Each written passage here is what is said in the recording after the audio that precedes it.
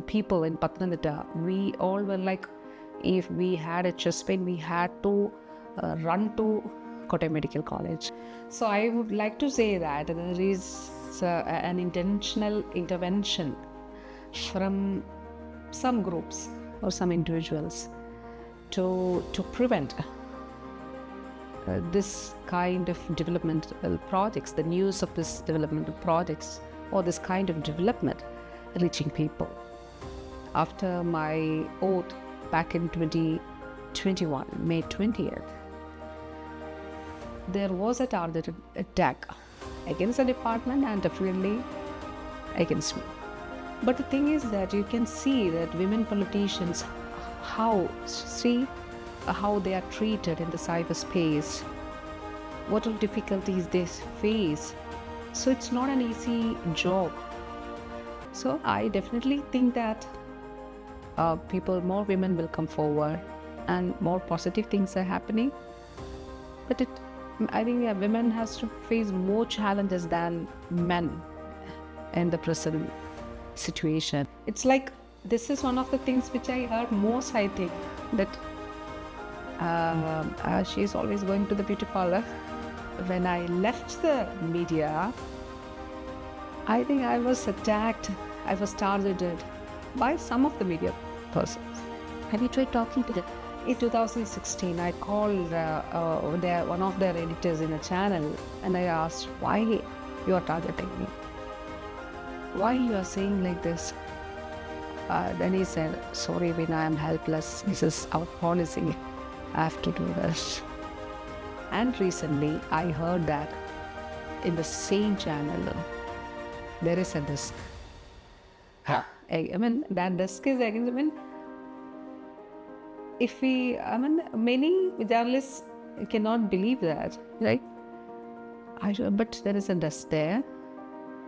And for creating news against me. Minister, you're just recovering from an injury. How's your health now as you begin campaigning? Thank you very much. Doctor has advised me to do physiotherapy. I was doing it, but for the last 2-3 days I couldn't. I have to do it again. Thank you. You've been the MLA of this constituency for 10 years now. So what new promises do you have to offer this time? These 10 years, this journey was not an easy one. This was a tough one. We had to face many challenges. If we talk about the infrastructure development, 10 years ago, back in 2016, the number of roads with BM&BC tarring in the constituency was 0. And this is the largest constituency with 12 panchayats and 1 municipality, which means 13 LSDDs. So we didn't have a road with BM&BC tarring, but now 80 major roads are constructed with this BM&BC tarring. So earlier, there was no super specialty post in the hospital. Earlier, the people in Pathanamthitta, we all were like, if we had a chest pain, we had to run to Kottayam Medical College or to the nearest private hospitals. But now the situation has changed. We have a cardiology department in the general hospital. We have a cath lab there. So more than 8,000 angioplasties and other cardiological interventions were done there in the cath lab. Earlier it was like that. If the person has had a severe fever, then the doctor will refer to the Kottayam Medical College. But now the hospital has become a super specialty hospital. And also all the health centers in us in other parts of the state, in Aramula constituency also, all the health centers, they are transformed into family health centers. And we have started Janagi Arogya Kendra. It's like a people health centers for population between 5,000 and 10,000, which means for 3 to 4 wards, we have the people health centers, which is a major public health intervention during these 5 years, because we do have the health clubs there. People can walk there, and we have the Stree clinic for women. We have clinics every Tuesday. We do have the Stree clinics, and all women can walk in and they do the tests like diabetes, for hypertension, I mean, free of cost. So we have something called the Vijnana Patanandita, which assures employment for all. Like, even the person has just passed 10th, then as per their eligibility, they can they can register, and we ensure that they'll get a job. So around 10,000 people got placement in different areas and different sectors through Vijnana Patanandita. But do you think news and information about all these developments are reaching people amid all kinds of news that's going on? Do you think people are properly informed and are aware of all of this? So I would like to say that there is an intentional intervention from some groups or some individuals to prevent this kind of developmental projects, the news of this developmental projects or this kind of development reaching people. So health department was always targeted. So from day one onwards, after my oath back in 2021, May 20th, there was a targeted attack against the department and definitely against me. Everything including this railway station incident is only the last of a series of controversies that you have to go through. There's been this talk about a targeted media attack on you. You've spoken about this. You've said it. There's a channel which has a dedicated Veena George desk just to attack you. But why do you think that's happening? Because you're somebody who was in journalism for so many years. You went to the other side, you went to politics. So why do you think that's happening? Do you think it has anything to do with the fact that you were a journalist, you were one of them, and you were a woman journalist? I actually don't know. So people sometimes ask me, "Do you have any? Does that person has any personal revenge or something? Why is he acting like that? Why is he saying all these things? Why is he talking against the truth?" But actually, I don't know why. But I know for sure that because see, you asked me about people knowing about all these developmental activities of the government. So what I think is that if I'm living here in Pathanamthitta, so I can see before my eyes the changes that has happened, or the developments in the General Hospital Pathanamthitta. So I can feel and I can see the changes in the health center in my panchayat, in my village. In 2023, globally the mortality of Nipah is above 70%. But in 2023, the mortality in Kerala was 33%. So we evolved our own guideline, our protocols. So we learned that we have to give antiviral drugs like remdesivir, or antiviral drugs has got some effect in helping the survival of the patient. So for amoebic meningoencephalitis, if it is Naegleria fowleri, then the mortality is 99%. And if it is acanthamoeba, then it's about 70%, but the mortality in Kerala is 24%. And we are spending around 1,600 crore rupees for free treatment. And we have started every year. And we have started free treatment projects for rare diseases. The project is called Kerala United Against Rare Diseases. So we can see the surprising changes that has happened in the families of the little ones. The parents, they are so happy. The young parents, they are so happy, and many of them come forward and they try to speak to the society that this is happening, but somewhere intentionally this is getting prevented. This is getting prevented from reaching people to identify the deaths through COVID. because of COVID. Yes, and from that time onwards, COVID, Nipah, Zika, amoebic meningitis, there were many challenges. But I'm happy that all this, I mean, we could do all these things because our Honorable Chief Minister's guidance was there. And definitely the health department, we have a very good system. It's because of that, and we will definitely go forward with more strength and more courage. You've had all these achievements in your 5 years as a minister. I would like to ask you, do you personally self analyze yourself and find out what is the biggest achievement that you're most satisfied with? And also, what is one thing that you would have liked to do better? The health department? Yes. Uh-huh. Both achievement and something that you would have liked to do better. Oh, okay.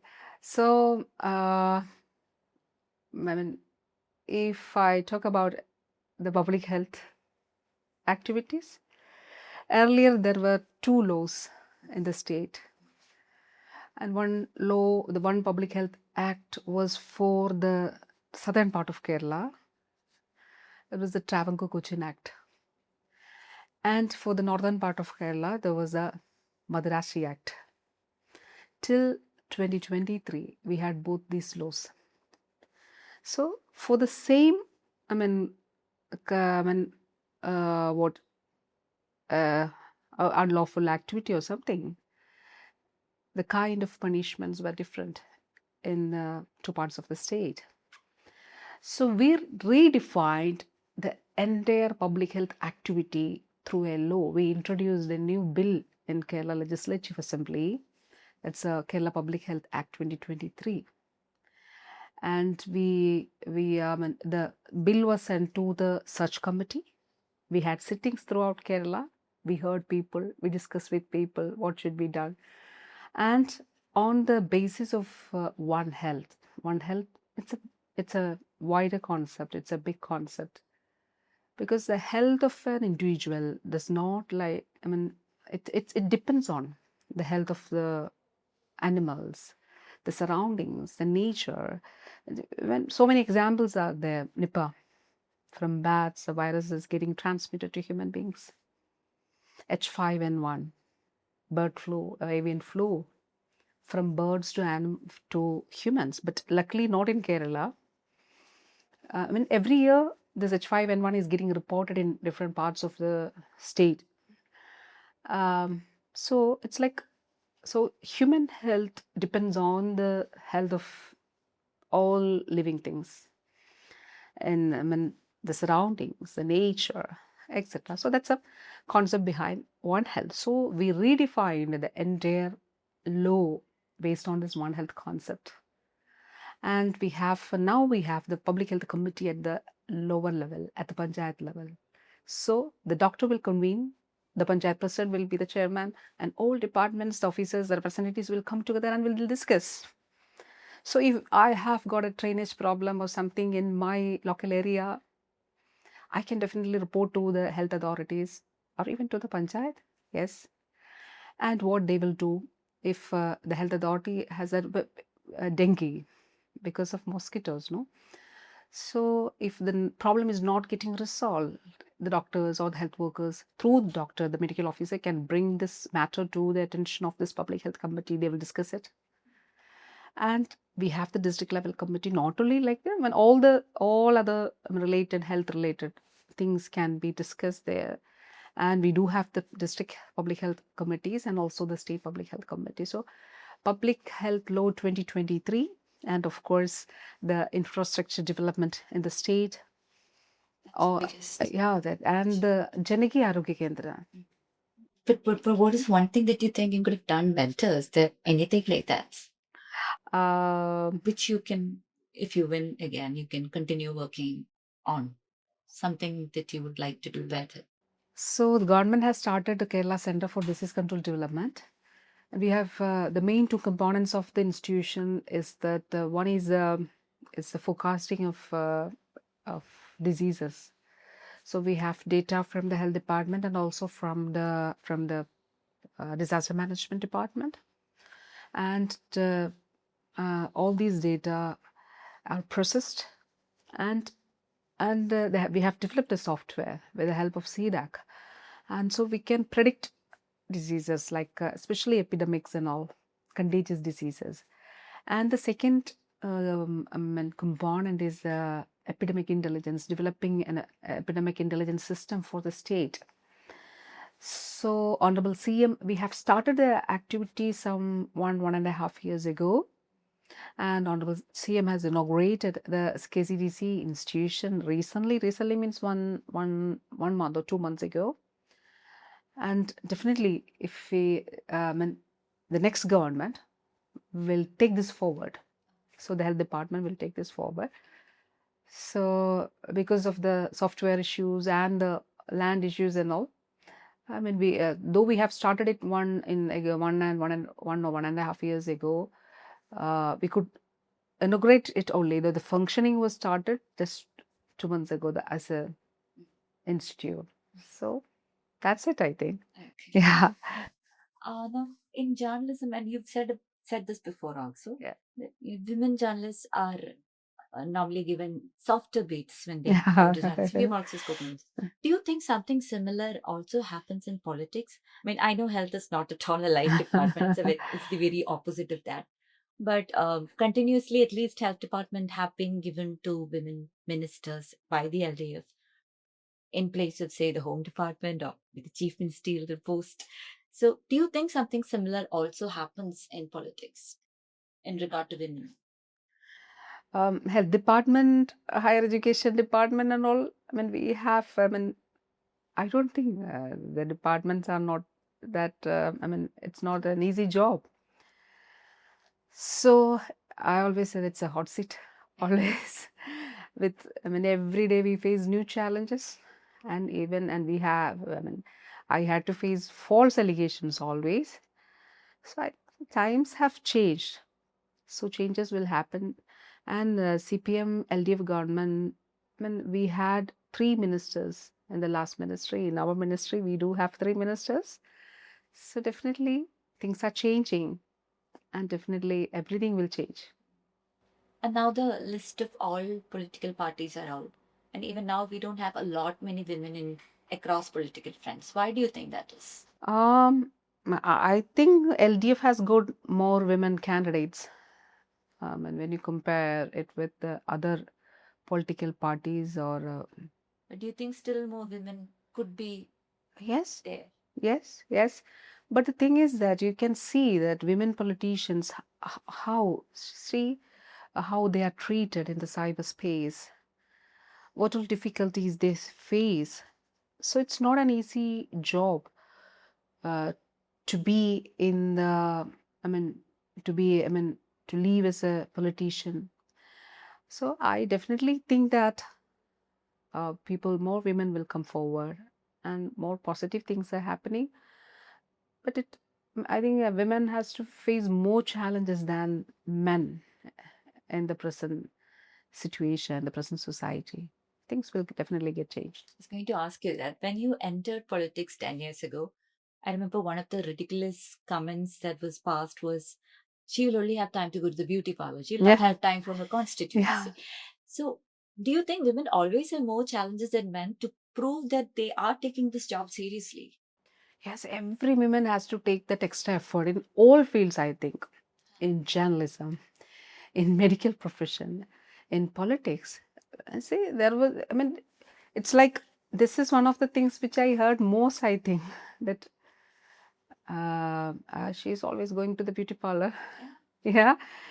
And when I went to a channel, I heard these words. So I was sent to I was sent to the audio booth to take the voice.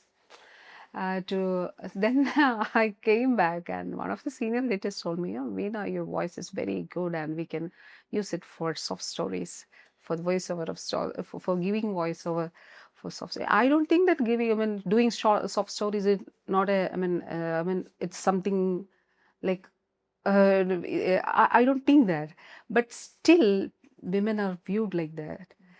And how many women journalists are there in the print media, especially when doing or who are assigned with the political beats. Yes, very few are there, very few.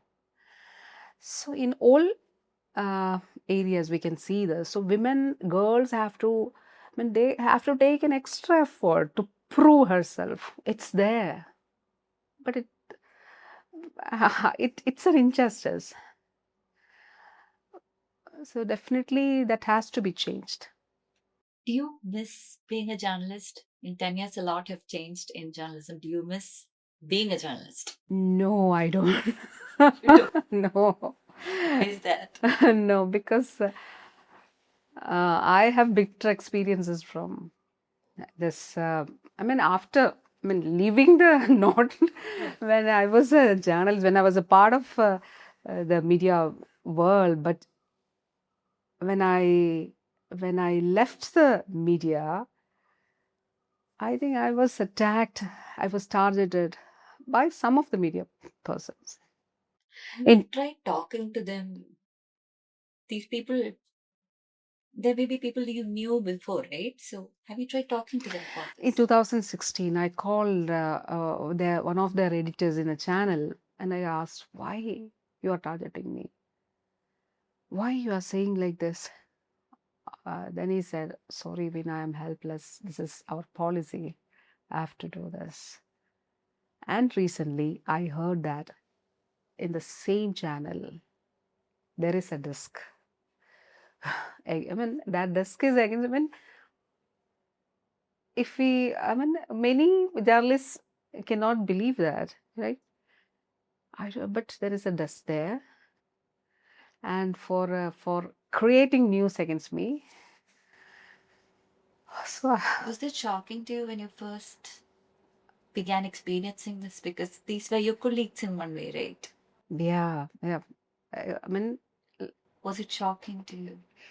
yes, not shocking, but it was like I mean, earlier it was, but now, You got used to yeah, it. How do you deal with it now? You just do you ignore it or yes, I definitely do ignore it. I don't listen to, I don't watch this news or discussions or anything. I don't, I mean, it's not, especially not all the channels, definitely one channel and one newspaper. Yes. I don't read that newspaper and I don't watch that channel because they have clear intentions and they have clear policies and always making creating false news, false allegations against me. So I don't watch that channel and also the newspaper. I don't read it. but when there are protests from within the health department, like when doctors and nurses, two of the most common demands they have is on increasing their strength, the numbers in hospitals, and another is about pay erosion. How do you address both of this? So under Andhra mission, which is a special mission for the health department, we have created many posts. And I think in the history of the health department, the maximum number of posts were created in this 10 years. Some 4,000 or 5,000 posts were created in DHS and also in medical colleges also. See, now we have super specialty posts in the district hospitals. We do have cardiologists in the district hospitals. We do have nephrologists, urologists, etc. And also in medical colleges, we have created many new posts for doctors, for nurses, and for SR and for other health workers also. I think in one of the last cabinets, we have created, yes, a 152 new posts under other mission, including medical officers, staff nurses, and lab technicians and all. So this government has given high priority to the health sector. That's why the investment in the health sector is about 10,000 crore. So when the private hospital says that you have to pay 10 lakh, earlier there was no choice. They have to pay it. They have to borrow money. They have to sell their land. They have to Is sell. it at all possible for the government to exercise some kind of control over private hospital rates? Uh, in a partnership or something?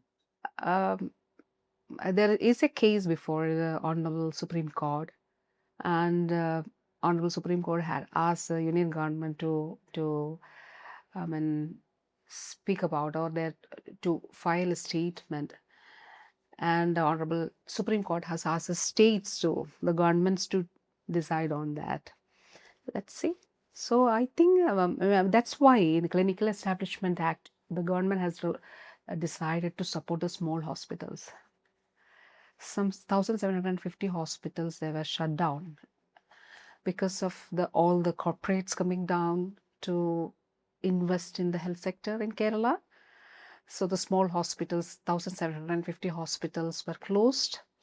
So government decided to support the small hospitals to ease down the regulations in the clinical establishment only for those hospitals with beds 15 or less beds.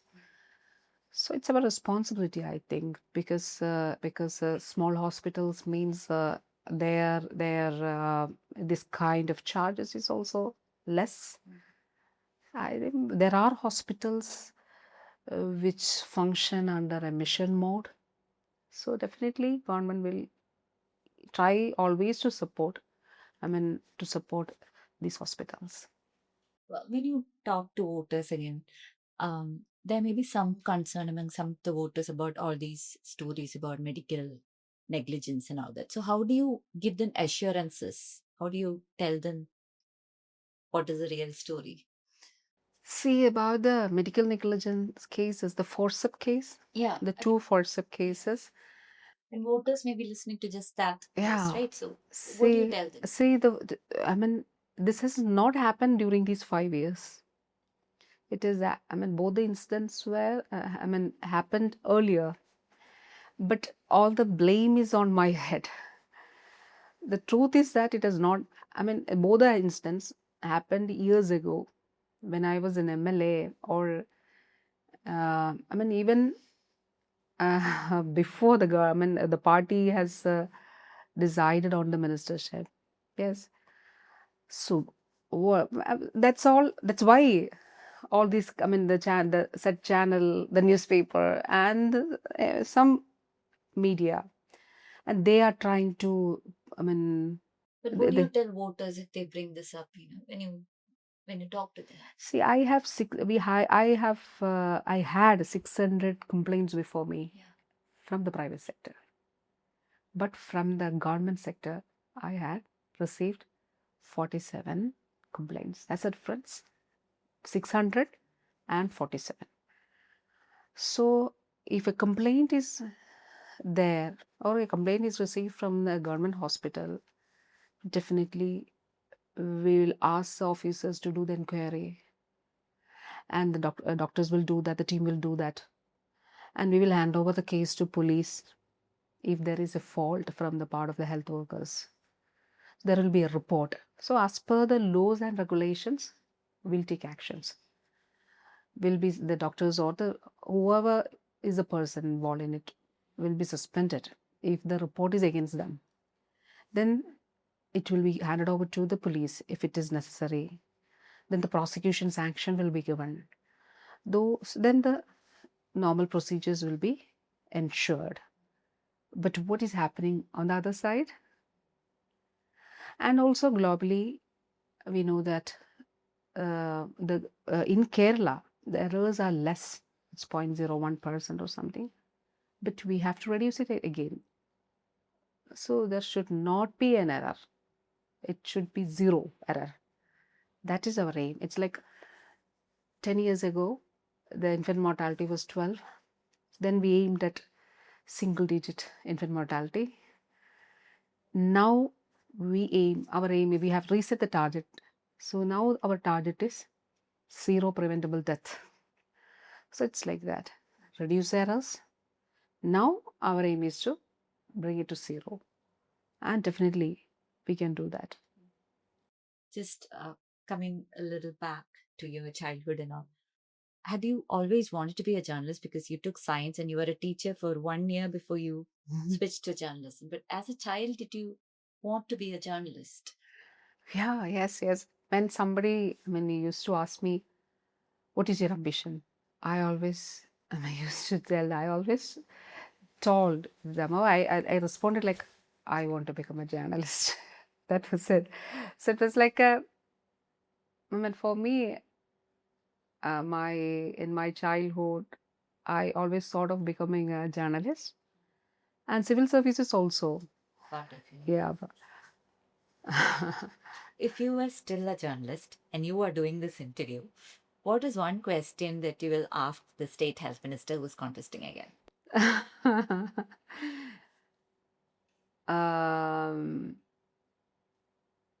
That's a difficult question.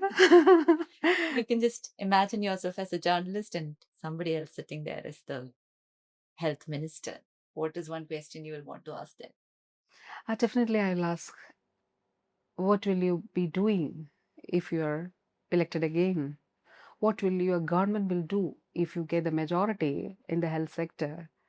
Definitely, I will ask that question. And I think you've already answered that Yeah. question. So thank you very much. Thank And all the you. best for your campaign and elections. Thank you very Thank much. you. Thank you. Thank you.